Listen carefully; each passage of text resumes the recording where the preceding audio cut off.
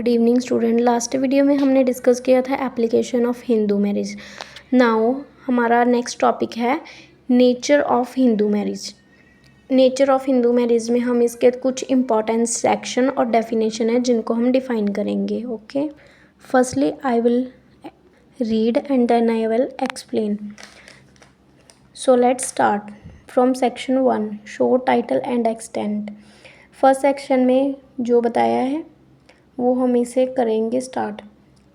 This act में be called the Hindu marriage act 1955। It extend to the whole of India except the state of Jammu and Kashmir and applies also to the Hindus domiciled in the territories to which this act extend who are the outside the said territories। First section है जो short title extend.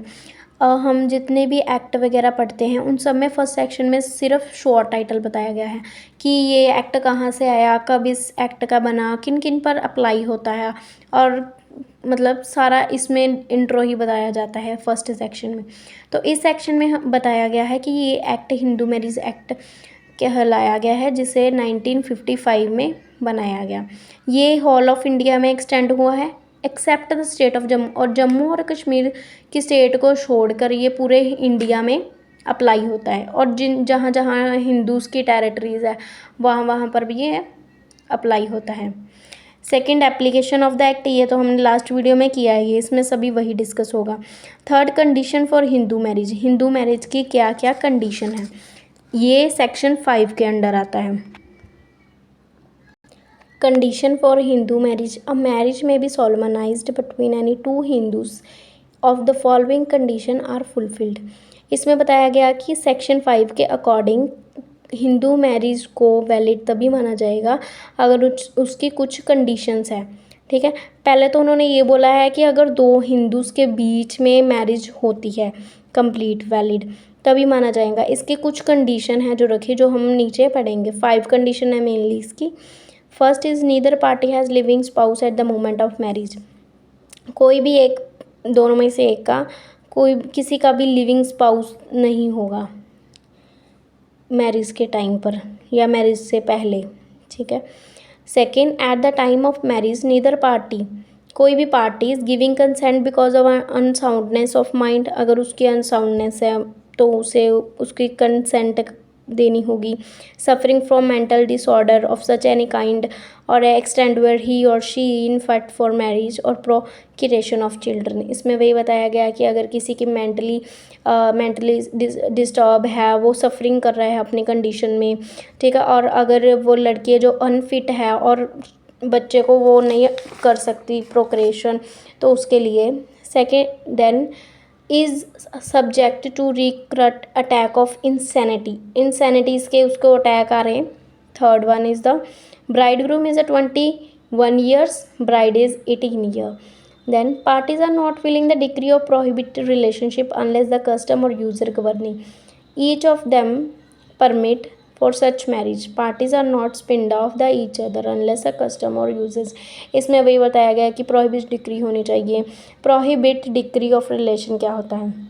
prohibit degree of relationship means two people cannot marry each other if they are a closely by blood relation.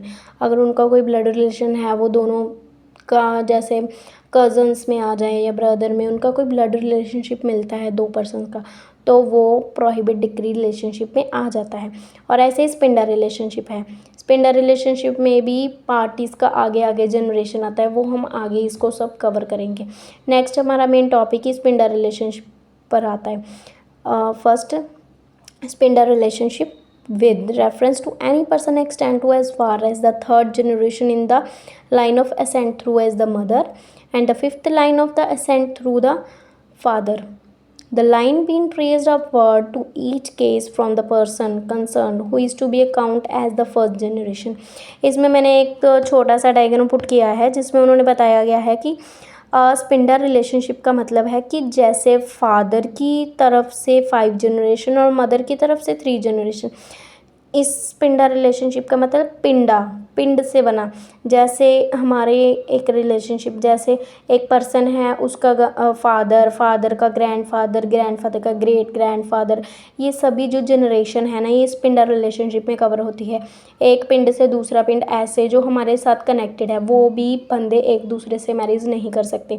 ऐसे इसमें हमने थोड़ा सा diagram put किया है, जिसमें एक पर्सन है, उसका फादर और मदर है। मदर की साइड में से उसके क्या आगे, उसकी डॉटर के आगे grand mother, grand father, great grand mother, 3 generation mother की, 5 जनरेशन इसमें हमने फादर की ली है। ठीक है, एक पर्सन है, चाइल्ड है, उसका फादर है, फादर का ग्रैंड मदर, ग्रैंड फादर, उसके ग्रेट ग्रैंड मदर, फादर, उसके आगे ग्रेट ग्रैंड, ऐसे 5 जनरेशन को इन्होंने काउंट कर कर बताया है। ठीक है, इसे बोलते हैं स्पिंडल रिलेशनशिप, कि ये पर्सन जो इनका रिलेशनशिप ऐसे आता है वहाँ तक हम मैरिज नहीं करवा सकते। ठीक है, इसके रूल्स है कुछ, कि person concern would be accounted as the first generation से गिना जाएगा। ये ऑलवेज गोज अपवर्ड, हमेशा ऊपर की साइड से ही देखा जाता है इसे। मदर के 3 जनरेशन, फादर की 5 जनरेशन, आ गया full half uterine relationship. Full blood कैसे होता है, जैसे ब्रदर और सिस्टर का। हाफ, बीच में स्टेप सिस्टर और स्टेप फादर, कुछ भी आ जाए, फादर सेम है लेकिन मदर अलग है, उस मदर की एक बहन आ गई जो स्टेप सिस्टर मानी जाएगी, उसे हाफ ब्लड कहेंगे। और देन है यूट्रेन रिलेशनशिप, इसमें क्या होता है, इसमें मदर सेम है, फादर कोई और है, और उसका क्या हो गया, अलग कोई भाई बहन आ गया, सेम मदर है, मदर सेम, यूट्रेन रिलेशनशिप। ये 3 रिलेशनशिप इसमें एक्सप्लेन किए हैं। This is called our the spindle relationship. Now we will discuss to the prohibit relationship. Prohibit relationship degree क्या होता है। Two person are said to be within the degree of prohibited relationship if one is a linear descendant of the other, or if one was wife or husband, linear ascendant or descendant of the other. Thirdly, if one was the wife of brother or of the fathers or mothers, brothers, grandfather, grandmother. ये सभी चीज़ें आती हैं, इस सभी चीज़ों को देखकर आपने कंफ्यूज नहीं होना। सिंपली 3 चीज़ें इसमें बोली गई है। फर्स्ट है linear descendant, second one the linear descendant ascendant, linear ascendant और डिसेंडेंट्स वाइफ और हस्बैंड। थर्ड वाइफ ऑफ, नीचे नीचे जो पर्सन लिखे हैं उनको हम फुली एक्सप्लेन करेंगे। लीनियर डिसेंडेंट में क्या बोलते हैं, अगर चाइल्ड है उसका grand child, great grand child, ये मैरिज नहीं करवा सकते। एक पेरेंट्स है, एक पर्सन है, पर्सन के पेरेंट्स है, पेरेंट्स के ग्रैंड पेरेंट्स है, ग्रेट ग्रैंड पेरेंट्स है, उसके ग्रेट ग्रेट ग्रैंड पेरेंट्स हैं। ये सभी जो असेंडेंट डिसेंडेंट में आ रहे हैं वो एक दूसरे से मैरिज नहीं कर सकते, क्योंकि उनका क्या है, एक ब्लडी रिलेशनशिप आता है। ठीक है, वो एक दूसरे से रिलेट करते हैं। नेक्स्ट है लीनियर असेंडेंट और डिसेंडेंट्स वाइफ और हस्बैंड। हस्बैंड और वाइफ का बोल रहे हैं कि man marriage his son wife, girls marries her grandfather, girls marries her father second wife. ये क्या है, प्रोहिबिट रिलेशनशिप, कि ये बंदे, अगर मैन है, कोई पर्सन है, वो अपने सन की वाइफ से मैरिज नहीं करवा सकता। गर्ल्स जो अपने ग्रैंडफादर से मैरिज नहीं कर सकती। गर्ल्स मैरिज हर फादर सेकेंड वाइफ, उसकी सेकेंड वाइफ से मैरिज नहीं कर सकती। ये लीनियल असेंडेंट और डिसेंडेंट में बोला गया है। Third the wife of the father, father's brothers, mother's brothers, grandfather's brothers, इन सभी के जो भी रिलेशन में आते हैं, फादर का ब्रदर मतलब आपके पिता, उसका भाई, मदर का भाई, ग्रैंडफादर का भाई, इन सब से वाइफ मैरिज नहीं करवा सकती, या कोई भी बंदा मैरिज नहीं करवा सकता, क्योंकि इनका क्या है, एक ब्लडी ग्रुप रिलेशनशिप है। देन है हमारा वॉइड और वॉइडेबल मैरिज क्या होती है। वॉइड से ही पता चलता है इसके नाम से। A void marriage is no marriage at all. Court consider a void marriage as if the marriage never existed in the first place. Void ab initio, मतलब कि void marriage जो है कोर्ट उसे नहीं मानती, उसे वो void कहती है। ठीक है, void कोर्ट के सामने, कोर्ट की नज़रों में वो क्या है, एस्टैब्लिश ही नहीं मानी जाती, उसकी एग्जिस्टेंस ही नहीं है उस मैरिज की। और वॉइडेबल मैरिज क्या होती है, जो बाइंडिंग भी बीच में थोड़ा सा लटकाए रहे केस, ऐसे वाली मैरिज। ठीक है, वैलिड भी बीच बीच में इसको माना जाता है, जो वैलिड और बाइंडिंग हो। उस डिक्री को हम क्या, वो जब तक कोर्ट कोई डिक्री नहीं पास करती तब तक। नेक्स्ट इसकी अदर ग्राउंड्स है, ठीक है। Other grounds for making marriage voidable under section 12, section 12 of the Hindu marriage act के अंडर इसके कुछ ग्राउंड्स बोली गई है वॉइडेबल मैरिज की। If the marriage is not been consummated owing the to impotence to the respondent, if the respondent is pregnant at the time of marriage by some other person और other, if the consent is obtain by fraud और force. अब अगर कोई lady है जो marriage के time पर pregnant है या फिर अगर उनके साथ कोई फ्रॉड कोई फोर्स हुआ है तो उन जैसी मैरिज को भी हम वॉइडेबल माना जाता है, ठीक है। अब नेक्स्ट में लिखा है कि we can see that the Hindu marriage act 1955 section 5 minimum limit for marriage is given, but we can also see if the bride और groom are not of the minimum age the marriage is voidable and not void. This is a not case special marriage act where is the considered to the void marriage. Through the child marriage is still punishable under section 18 of the Hindu Marriage Act and also under the prohibition of the Child Marriage Act 2006. इसमें ये बताया गया है कि Hindu marriage act में अगर bride और groom हैं जो अगर उनकी कोई भी लिमिटेड एज नहीं है, हम देखते हैं कि पुराने से पुराने जो अभी गांव है ना कई, उनमें कोई देखते नहीं कि बच्चों की लिमिट एज क्या है या फिर मिनिमम एज क्या है, वो उनकी मैरिज कर देते हैं, ठीक है। उन केसेस को लोग इतना ध्यान में नहीं देते, बोलते हैं ये हमारे पुराने कस्टम चलते आ रहे हैं ना, इसलिए वो मैरिज को वॉइडेबल भी माना जाता है लेकिन वॉइड नहीं माना जाता। लेकिन स्पेशल मैरिज एक्ट है ना जो, उसमें ऐसा बिल्कुल नहीं है, उसमें वॉइड मैरिज ही कंसीडर किया जाता है। और हिंदू मैरिज एक्ट के अंडर अगर चाइल्ड मैरिज करते हैं तो वो पनिशेबल है। नेक्स्ट है ceremonies of Hindu marriage.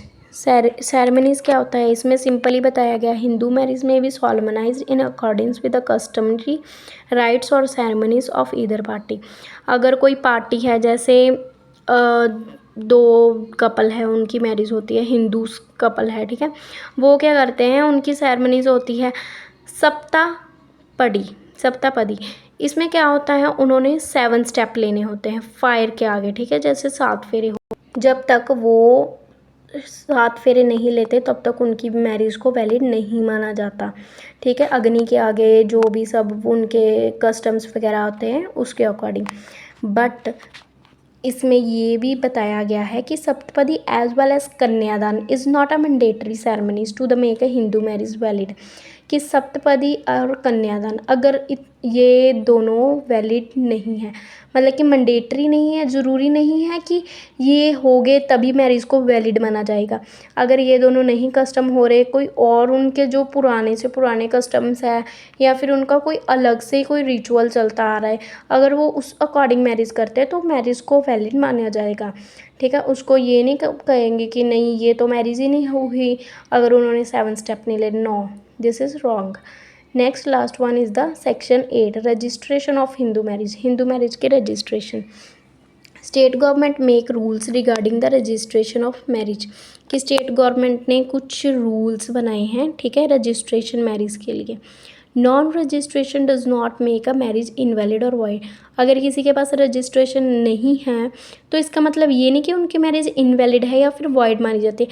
Registration क्या है, जस्ट एक वन ऑफ द प्रूफ कि इन लोगों की मैरिज हुई है। अगर किसी काम के लिए उन्होंने प्रूफ वगैरह चाहिए तो वो अपना शो करा सकते हैं। This is just only a proof, not decide to a marriage is valid और वॉइड। Okay, thank you. अगर किसी को कोई भी क्वेरी है तो प्लीज़ कमेंट सेक्शन में प्लीज़ हमसे पूछ सकते हैं। Thank you.